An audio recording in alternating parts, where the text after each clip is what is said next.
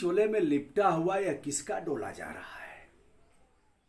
यह न कोई जुलूस है राजनीतिक, न ही कोई शादी विवाह का अवसर है, न ही कोई धार्मिक मान्यताओं का पोषण करने वाला कोई इस तरह का जुलूस निकला है। यह बसंती चोले में लिपटा हुआ डोला किसी शहीद का है। यह पूर्वांचल की धरती है, जिस धरती ने राष्ट्रीय आंदोलन के इतिहास में अपना लोहा मनवाया था, नाकों चने चबवा दिया था, ब्रिटानिया हुकूमत करने वाले लोगों को पीछे खदेड़ दिया था, देश को आज़ाद कराया था। ऐसी धरती में शहादत देने वाले किसी शहीद का डोला है। दोस्तों, यह जिला जीत, माता पिता ने नाम रखा था जिला जीत। उन्हें आभास था हमारा गांव हमारी दुनिया, हमारा ब्लॉक हमारी दुनिया, हमारा जिला हमारी दुनिया। जिले को उन्होंने मातृभूमि को प्राथमिकता देते हुए उन्होंने नाम रखा था जिलाजीत यादव। जिलाजीत यादव बुधवार को पुलवामा में जैसे ही पता लगा, 26 साल की उम्र थी जिलाजीत की और इकलौती संतान थे। पुलवामा में पता लगा कि आतंकी छुपे हुए हैं। उस सूचना के आधार पर जिलाजीत की फोर्स जाती है, वहाँ जाकर के धावा बोलती है, मुठभेड़ होती है। उस मुठभेड़ में वीर गति को प्राप्त हुए, इनकी शहादत हुई। जिलाजीत मूल रूप से जौनपुर के सिरकोनी विकास खंड अंतर्गत इजरी धौरहरा गांव के मूल निवासी हैं। पार्थिव शरीर आता है अंतर्राष्ट्रीय हवाई अड्डा लाल बहादुर शास्त्री इंटरनेशनल एयरपोर्ट बाबतपुर वाराणसी। मौसम खराबी के कारण पार्थिव शरीर शुक्रवार को लगभग 2 बजे पहुंचता है। जिस गोमती, पवित्र गोमती नदी में उन्होंने तैरना सीखा था, तैर करके हम कैसे, जिस गोमती में उन्होंने अपने शारीरिक सौष्ठव का प्रदर्शन किया था, जिस गोमती ने उन्हें तैरना सिखाया, जिस गोमती की माटी, पवित्र माटी ने उन्हें खेलना सिखाया, क्रिकेट से लेकर के अन्य खेलों में अभिरुचि थी, और जिस गोमती की पवित्र पीली और बलुई मिट्टी में कुश्ती करना सिखाया, उस गोमती की पवित्र धारा में उनके पार्थिव शरीर को सुपुर्दे खाक करने के बाद, शव को मुखाच्छादित करने के उपरांत जो अस्थियां थी उसमें प्रवाहित कर दी गई। उनके चचा ने दिया था, मुखाग्नि दिया था। सभी पहुंचे थे। उसके पहले मैं बता देना चाहता हूं कि पुष्प की अभिलाषा क्या होती है। माखनलाल चतुर्वेदी ने बड़ी सजीव रचना किया है। आपके रोंगटे खड़े हो जाएंगे जैसे ही आप सुनेंगे। अगर कभी आपको पढ़ने का मौका मिलेगा, पढ़ना भी चाहिए। जिसने कविता नहीं पढ़ा, जिसने कविता पाठ नहीं किया, जिसने कविता सुनना पसंद नहीं किया, जिसने कवि सम्मेलन का भीतर तक आभास नहीं किया, वर्ण नहीं किया, उसका जीवन कोई जीवन नहीं है। संगीत के साथ जोड़ना भी चाहिए। माखनलाल चतुर्वेदी कहते हैं कि पुष्प की अभिलाषा, पुष्प फूल चाहता क्या है। कहते हैं चाह नहीं मैं सुरबाला के गहनों में गूंथा जाऊं। सुरबाला, सुर माने देवता और बाला माने उनकी लड़कियां, बाला माने उनका जो भी बाला एक व्यापक रूप में बाला को देखने की आवश्यकता है।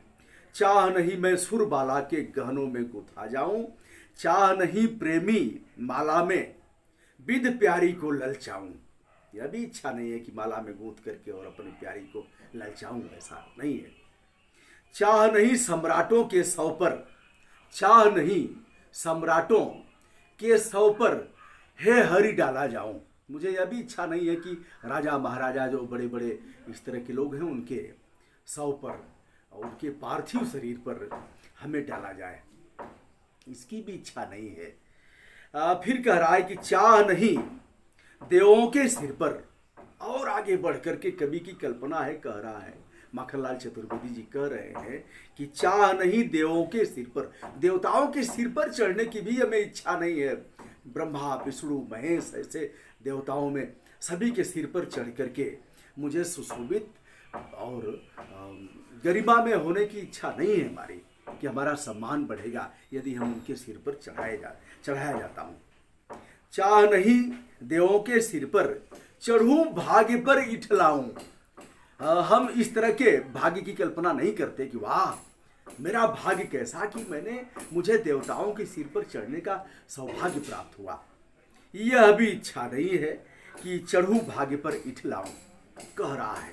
अंतिम बात, कवि की यह रचना हृदय को छू लेने वाली है, आपको स्पंदित कर देगी, भीतर तक आप आह्लादित हो जाएंगे और राष्ट्रीय भावना से ओतप्रोत होकर के बरबस ही आपके मुंह से निकल जाएगा, यह देश है वीर जवानों का, अलबेलों का, मस्तानों का, इस देश का यारों क्या कहना।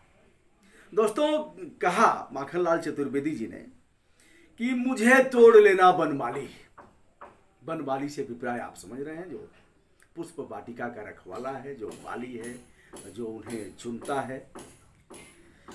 तो माली से अभिप्राय स्त्री पुरुष सभी हो सकते हैं, बच्चियां हो सकती हैं, बच्चे हो सकते हैं।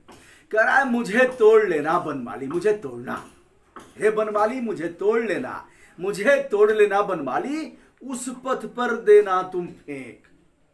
मुझे तोड़ लेना बनमाली, उस पथ पर देना तुम फेंक। किस पथ पर, किस रास्ते पर फेंकना है? मातृभूमि पर शीश चढ़ाने जिस पथ जाए वीर अनेक। मातृभूमि पर शीश चढ़ाने जिस पथ जाए वीर अनेक। जिलाजीत की एकलौती शहादत नहीं है, जौनपुर ने बड़ी शहादत दिया है। पूर्वांचल के जिलों में जौनपुर, गाजीपुर, आजमगढ़, कारगिल के सर्वाधिक शहीद इन जनपदों में हुए हैं। सुल्तानपुर, मतलब जैसे मैं किसी एक का, बागी बलिया का नाम नहीं लूँगा तो बलिया वाले टूट पड़ेंगे, कहेंगे आप साहब भृगु बाबा की जन्मस्थली का नाम ही नहीं लिया। और बड़े बड़े क्रांतिकारी यहाँ पैदा हुए, मंगल पांडे पैदा हुए, चित्तू पांडे पैदा हुए। गाजीपुर का नाम नहीं लूँगा तो यह हमारी जन्मभूमि है, जन्मभूमि मम पुरी सुहावनी।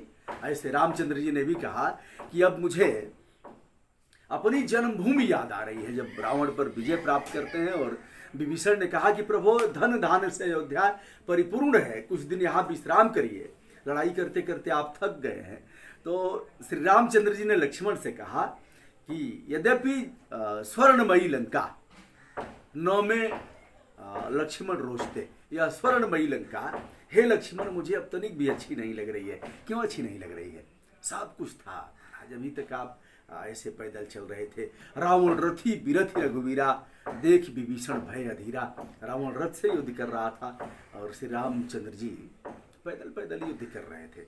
ऐसा देख करके विभीषण को बड़ा आत्मग्लानि हुई, तो कहा कि कुछ दिन विश्राम करिए। रामचंद्र जी ने कहा नौ में लक्ष्मण रोचते, जननी जन्मभूमिश्च, यह हमारी जन्मभूमि, जननी जन्मभूमिश्च स्वर्गादपि गरीयसी, स्वर्ग से भी अच्छी हमारी जन्मभूमि अब मुझे याद आ रही है। लक्ष्मण अब यहाँ तनिक भी रुकने की जरूरत नहीं है। दोस्तों, इस शहादत को सलूट। आज 15 अगस्त के दिन सभी दोस्तों को इस पावन पर्व की हम बधाई देते हैं। और ऐसे पर्व पर जहाँ अभी कल ही एक लाल को अंतिम संस्कार किया गया है, हम उसे सलूट करते हैं। मर्यादा के साथ, आदर्श भाव से हम नतमस्तक होते हैं। यह गर्व का भी विषय है और यह शर्म का भी विषय है।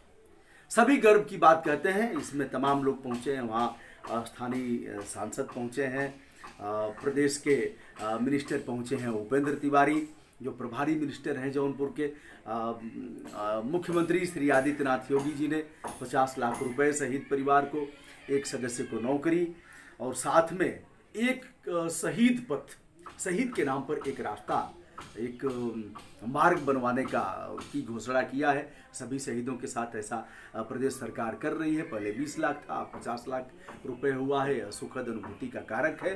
किंतु शहादत पर हमें गर्व भी है, शहादत पर हमें शर्म भी है। यह क्रम कब तक चलता रहेगा? कुछ लोग कहते हैं कि शहीद होने के लिए ही सेना में भर्ती होते हैं, शहीद होने के लिए नहीं होते हैं। उनका भी परिवार है, उनका आज ठीक है, उस सब कुछ दे देंगे, लेकिन उनकी पत्नी का क्या होगा? जिलाजीत की पत्नी का, अभी पूनम का चांद भी नहीं देखा था। अगर दाम्पत्य जीवन की सुखद अनुभूति की बात किया था तो 26 साल उम्र जिलाजीत की थी। पूनम की उम्र काफ़ी कम थी। हमने जो देखा है बड़ा कष्टप्रद है। बड़ा कष्ट हुआ है। ऐसी शहादत अब आगे से न हो। भारत सरकार को ऐसा कठोर कदम उठाना चाहिए। हम सामरिक रूप से और भी मजबूत हों, हमारी ताकत इतनी हो कि दुश्मन हमें हमारी तरफ देखने का साहस न करे, आंख उठाने की हिम्मत न करे। आंख उठाते ही उसके हौसले पस्त हो जाए, ऐसा करने की ज़रूरत है।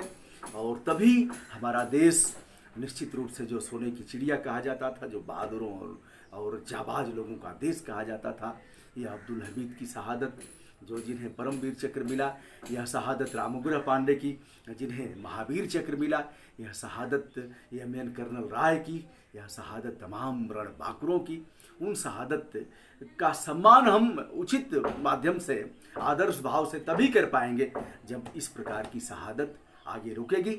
विनम्र भाव से हमारा नमस्कार स्वीकार करें। मैं हूं ब्रजभूषण दुबे, यूट्यूब चैनल ब्रजभूषण मार्कंडे से। आज शहीद जिला जीत सहित अन्य लोगों को नमन करते हुए, सैल्यूट करते हुए और आज़ादी के इस पवित्र पर्व पर आप सभी को विनम्रता के साथ प्रणाम करते हुए, जय हिंद।